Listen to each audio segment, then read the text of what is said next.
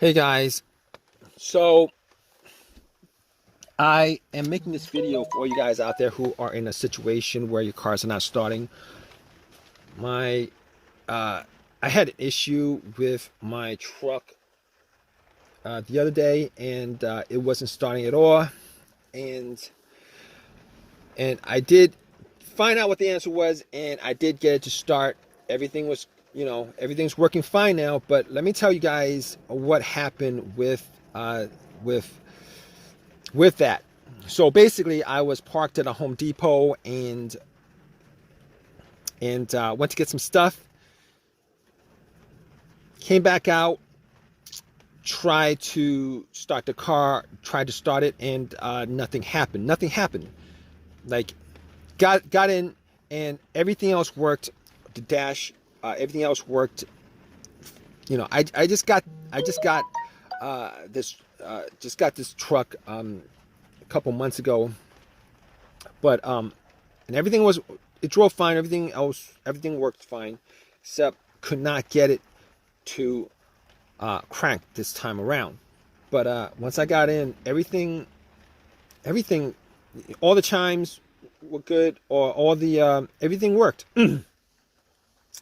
except it wouldn't crank. Like radio, blower motor, everything was working except it wouldn't crank. So I was like thinking to myself, okay, I wasn't in the Home Depot for that long. I was in the Home Depot for maybe like 45 minutes or something like that. Maybe I left the lights on. So first thing I did was I turned on the lights. And they were pretty bright. Went out, checked out the headlights, and they were pretty bright. I'm like, maybe it's not the battery, because first thing that came to my mind is the battery. I don't know the history of the battery. So anyway, I popped the hood, looked at the battery. Battery was like 2 years old. Like possibly the battery, but seeing as how bright the lights were, it should have just done a slow crank if the battery was weak. Scratching my head over it, I'm like, okay, terminals were dirty. Let's clean up the terminals. They were a bit loose, and I had a little ratchet set, and I ratcheted it up, tightened it up, and I was hoping that was the issue. Went back and tried to start it, and had the same issue. So I was like, okay. Crossing my fingers that it was the battery that was the issue, and I went back to the Home Depot, bought a battery for it, popped it in, and was hoping that would fix the situation, and nothing at all. So I was like, okay, I can cross off the battery. Probably can cross off. Pretty sure I can. Yeah, I can cross off the alternator. Battery, not the alternator. Because if it was the alternator, definitely I would have been able to. The car would have turned on. I would have been able to. The truck would have turned on. I would have been able to get like at least 20 miles off of driving. Driving just off the battery alone, without the alternator charging it. If you guys haven't done that, if you guys are in a situation where the alternator's dead, you guys can actually just pop in a fully charged battery and then drive for a good 20-30 miles with all the accessories off. Good tip for you guys. But wasn't the alternator, so I was like, what's next? I'm gonna check the ground wires. And the ground wires were. The ground wire was good from the negative of the battery. I actually did check that when I changed up the battery. The ground wire was good. It was connected. There's no corrosion on it. A little bit of rust, no corrosion. I'm like, okay, not the ground wire, not the battery. Can eliminate the alternator. What else could it be? So I'm looking around. I'm like, fuses and relays. But before I did that, I was like, maybe it's possible that the car's computer is having issues. Maybe it's the PCMs that's causing it. So I went and I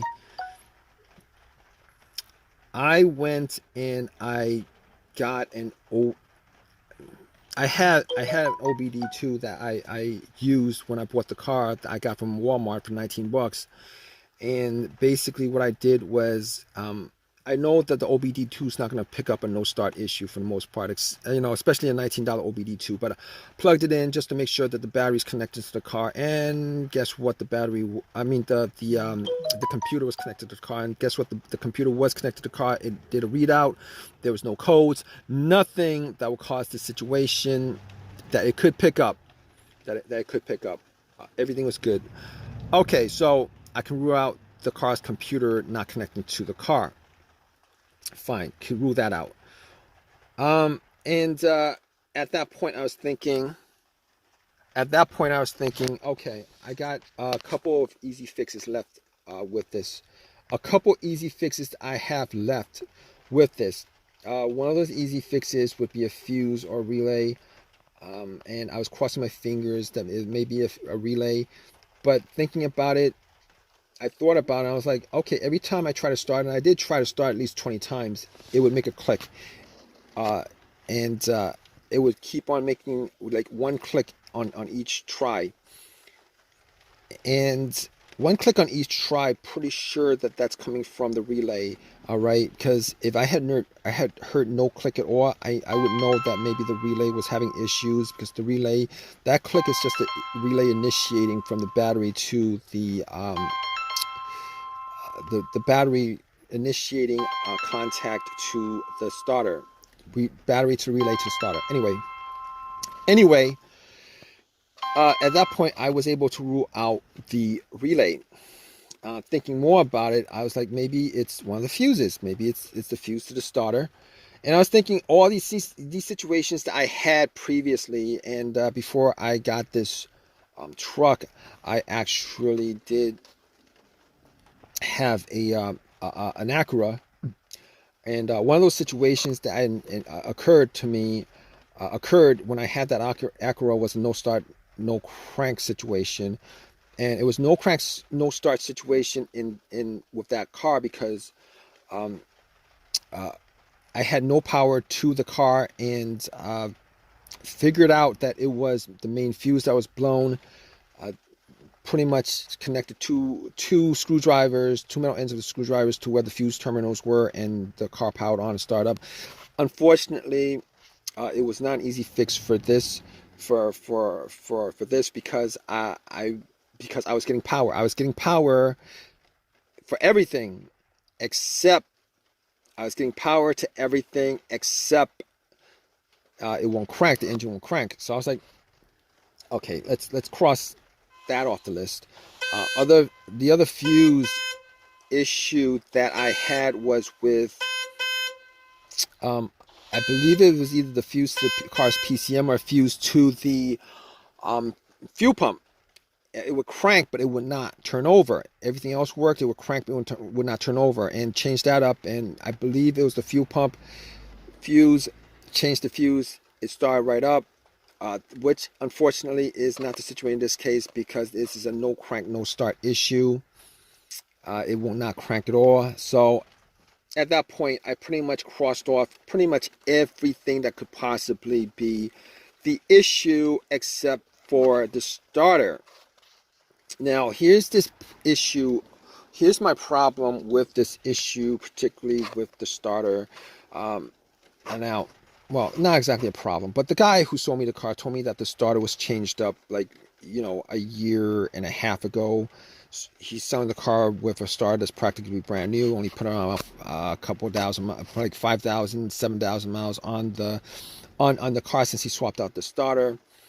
And I was thinking to myself, maybe it is the starter. Maybe it is the starter. So I was like, at that point, I was like, there's no way I could test it out. I could, but there's no way I could test it out, particularly in a Walmart parking lot. So I was like, I had my tools with me and everything. So called AAA. AAA picked up the truck, drove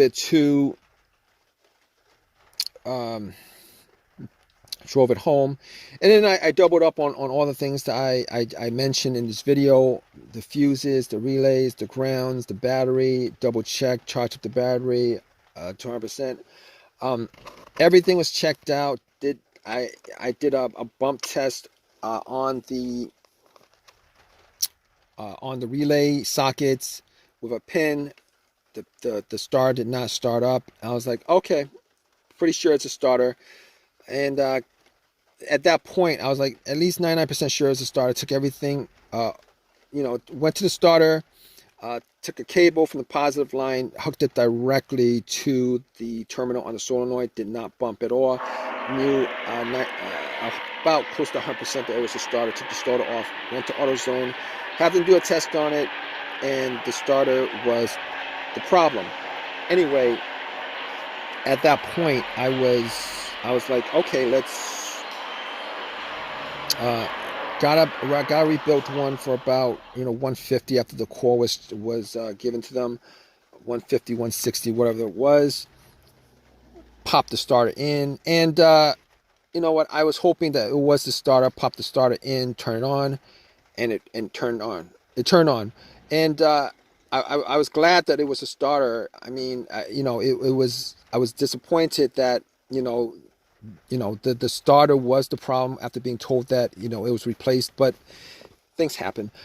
But of all things that could happen, wasn't the biggest deal in the world. Got the starter put in, and got the truck to work.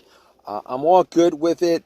If you guys are in this situation, you guys are still with me, just go through all the steps as far as what I've mentioned in this video. You could probably figure out like 99%, probably like 90% of the situation that's causing your car or truck or whatever you're driving not to start.